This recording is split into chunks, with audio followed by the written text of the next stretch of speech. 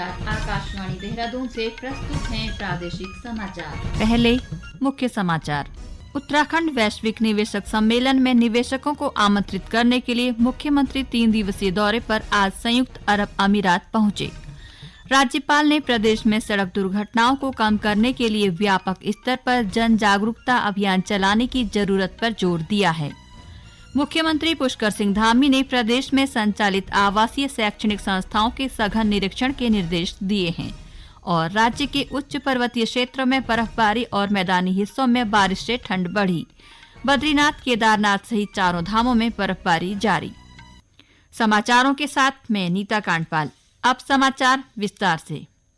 मुख्यमंत्री पुष्कर सिंह धामी दिसंबर महीने में देहरादून में आयोजित होने वाले उत्तराखंड वैश्विक निवेशक सम्मेलन में निवेशकों को आमंत्रित करने के लिए 3 दिवसीय यात्रा पर एक उच्च स्तरीय दल के साथ आज संयुक्त अरब अमीरात पहुंच गए हैं।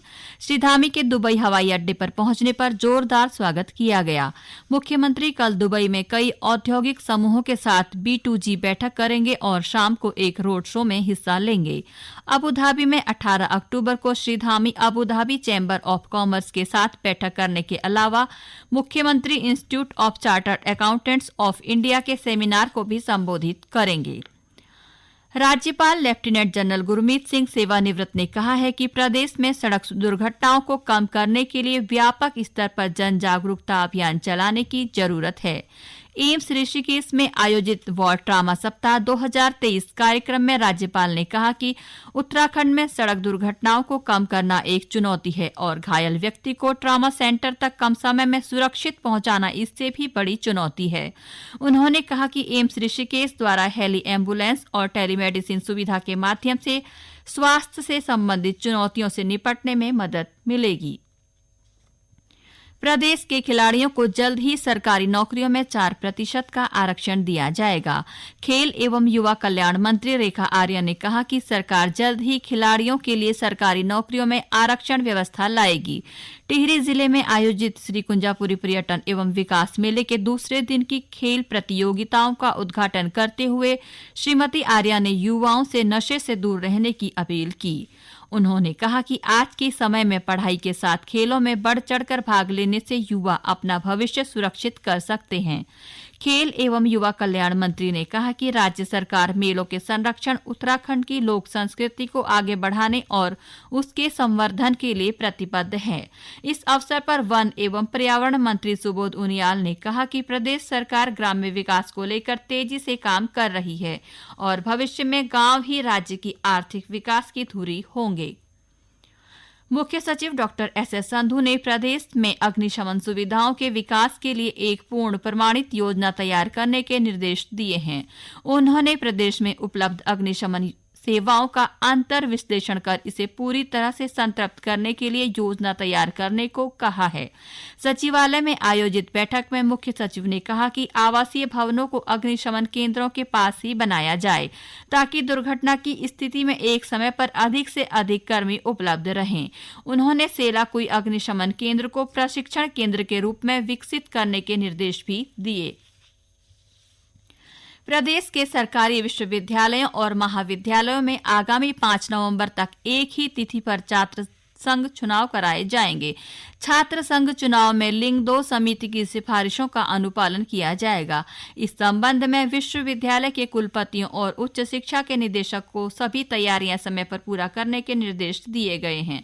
उच्च शिक्षा मंत्री डॉक्टर धन सिंह रावत ने बताया कि राज्य में उच्च शिक्षा के सत्र को नियमित करने के लिए सरकार ने कई महत्वपूर्ण निर्णय लिए हैं। इसी के तहत विश्वविद्यालयों और महाविद्यालयों में प्रवेश प्रक्रिया संपन्न होने के बाद 5 नवंबर से पहले एक ही तिथि में छात्र संघ चुनाव करने का निर्णय लिया गया है। चमोली के जिलाधिकारी हिमांशु खुराना ने रूपकुंड ट्रैक पर पर्यावरण पर्यटन स्थलों के विकास की योजना तैयार करने को कहा है।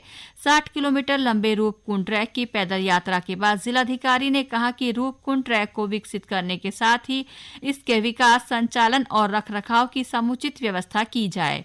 उन्होंने क्षेत्र में इको विकास समिति का गठन कर स्थानीय युवाओं को नेचर गाइड के रूप में प्रशिक्षित करने के भी निर्देश दिए हैं। ये समाचार आकाशवाणी के देहरादून केंद्र से प्रसारित किए जा रहे हैं। ताजा समाचार के लिए आप हमारे फेसबुक पेज आकाशवाणी समाचार उत्तराखंड और ट्विटर हैंडल @AIRnews_DDN को फॉलो कर सकते हैं। ये समाचार यूट्यूब चैनल आकाशवाणी समाचार उत्तराखंड को सब्सक्राइब कर सुने जा सकते हैं। साथ ही ये समाचार आकाशवाणी की वेबसाइट www.newsonair.gov.in/उत्तराखंड पर भी उपलब्ध हैं। मुख्यमंत्री पुष्कर सिंह धामी ने प्रदेश में संचालित आवासीय शैक्षणिक संस्थाओं के सघन निरीक्षण के निर्देश दिए हैं। हल्द्वानी के गौलापार में दृष्टिबाधित बच्ची से यौन शोषण के मामले का गंभीरता से संज्ञान लेते हुए मुख्यमंत्री ने शैक्षणिक संस्थाओं के निरीक्षण के निर्देश दिए। इसी क्रम में अपर मुख्य सचिव राधा रतूड़ी ने आज सभी जिलाधिकारियों व पुलिस अधीक्षकों को संयुक्त टीम गठित कर आवासीय शैक्षिक संस्थाओं का निरीक्षण करने और 1 महीने में रिपोर्ट शासन को भेजने को कहा है। अपर मुख्य सचिव ने आवासीय शैक्षिक संस्थाओं में जागरूकता अभियान चलाने के निर्देश भी जारी किए हैं। प्रदेश के अधिकांश हिस्सों में आज सुबह से बारिश के चलते ठंडक बढ़ गई है। राजधानी देहरादून सहित हरिद्वार, चमोली, पौड़ी, उत्तरकाशी, पिथौरागढ़, रुद्रप्रयाग में आज तेज हवाओं के साथ मध्यम बारिश हुई। वहीं चारधाम सहित प्रदेश के अधिक ऊंचाई वाले हिस्सों में ताजी बर्फबारी के कारण पर्वतीय इलाकों में तापमान में उल्लेखनीय कमी दर्ज की गई है। इस बीच मौसम विभाग ने अगले 24 घंटों में राज्य के कई हिस्सों में हल्की से मध्यम बारिश और कहीं-कहीं गरज के साथ ओलावृष्टि का अनुमान व्यक्त किया है। विभाग ने राज्य के ऊंचाई वाले हिस्सों में बर्फबारी की संभावना भी जताई है। चारधाम यात्रा में इस साल रिकॉर्ड संख्या में तीर्थयात्री पहुंच रहे हैं। इस साल चारधाम दर्शन करने वाले तीर्थयात्रियों का आंकड़ा 50 लाख के पार पहुंच गया है। अब तक 50,08,000 से ज्यादा तीर्थयात्रियों ने चारधाम और हेमकुंड साहिब के दर्शन किए हैं। सबसे ज्यादा करीब 17 लाख श्रद्धालुओं ने इस वर्ष अब तक केदारनाथ धाम के दर्शन किए हैं, जबकि लगभग 15,85,000 तीर्थयात्रियों ने बद्रीनाथ धाम में बाबा बद्री विशाल की पूजा अर्चना की है। वहीं गंगोत्री में अब तक 8.5 लाख, जबकि यमुनोत्री में 6,93,000 से ज्यादा श्रद्धालु तीर्थयात्रा के लिए पहुंचे हैं। वहीं हेमकुंड साहिब में इस वर्ष 1,77,000 से ज्यादा श्रद्धालुओं ने मत्था टेका। हालांकि यहां के कपाट शीतकाल के लिए बंद कर दिए गए हैं। इस बीच चारधाम में कल से बर्फबारी हो रही है, जिसके चलते यहां तापमान में कमी आई है। तीर्थयात्रियों की सुविधा के लिए शासन प्रशासन ने अलाव, गर्म पानी सहित सभी मूलभूत सुविधाओं को दुरुस्त रखा है। प्रदेश भर में शक्ति आराधना का पर्व नवरात्रि पूरे उत्साह के साथ मनाया जा रहा है। नवरात्रि के दूसरे दिन आज श्रद्धालु देवी दुर्गा के दूसरे स्वरूप मां ब्रह्मचारिणी की पूजा अर्चना कर रहे हैं।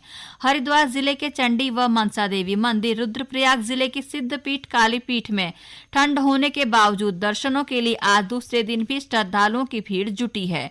पौड़ी जिले में स्थित धारी देवी, टिहरी जिले की चंद्रबदनी और सुरकंडा देवी, चमोली के जोशीमठ नरसिंह मंदिर, नैनीताल के नैना देवी, अल्मोड़ा के नंदा देवी, उत्तरकाशी के शक्ति मंदिर समेत अन्य मंदिरों में नवरात्र पर विशेष अनुष्ठान किए जा रहे हैं।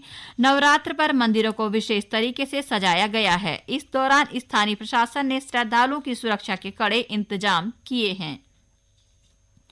आकाशवाणी का समाचार सेवा प्रभाग अपने साप्ताहिक लाइव फोन इन कार्यक्रम पब्लिक स्पीक में आज रात 9:30 बजे खाद्य सुरक्षा त्योहारों के दौरान मिलावटी भोजन से सुरक्षित रहने के लिए उठाए जाने वाले निवारक कदम विषय पर विशेष चर्चा प्रसारित करेगा। चर्चा में नई दिल्ली के अखिल भारतीय आयुर्विज्ञान संस्थान एम्स में मेडिसिन विभाग में सहायक प्रोफेसर अनिमेश रे श्रोताओं के सवालों का जवाब देंगे। श्रोता स्टूडियो में विशेषज्ञ से टेलीफोन नंबर 01123717106 और 01123314444 पर प्रश्न पूछ सकते हैं। और अब संक्षिप्त में समाचार। पिथौरागढ़ जिले में आज भूकंप के हल्के झटके महसूस किए गए।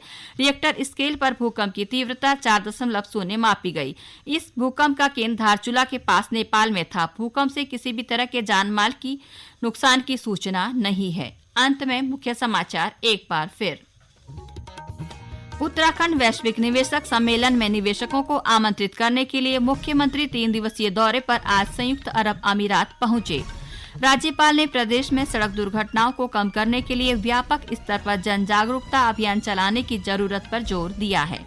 मुख्यमंत्री पुष्कर सिंह धामी ने प्रदेश में संचालित आवासीय शैक्षणिक संस्थाओं के सघन निरीक्षण के निर्देश दिए हैं और राज्य के उच्च पर्वतीय क्षेत्र में बर्फबारी और मैदानी हिस्सों में बारिश से ठंड बढ़ी। बद्रीनाथ, केदारनाथ सहित चारों धामों में बर्फबारी जारी। इसके साथ ही प्रादेशिक समाचार का ये बुलेटिन समाप्त हुआ। नमस्कार।